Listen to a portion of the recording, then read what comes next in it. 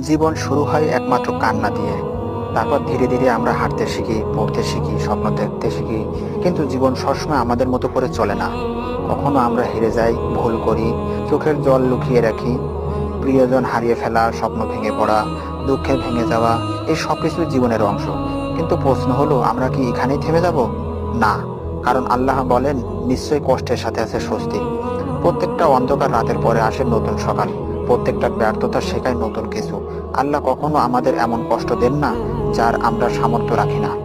তাই বন্ধুরা, জীবন যতই কঠিন হোক, ভরসা রাখো নিজের উপর। আর সবচেয়ে বড় কথা, ভরসা রাখো তোমার রবের উপর।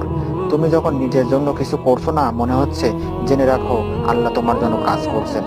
এসো আমরা প্রতিজ্ঞা করি, জীবনকে ভালোবাসবো, ভুল থেকে শিখবো, হেরে গিয়েও আমরা দাঁড়াবো। কারণ তুমি হার মানার জন্য জন্ম নেওনি। তুমি আল্লাহর বান্দা, আর আল্লাহর বান্দারা কখনো হার মানে না। আল্লাহ হাফেজ।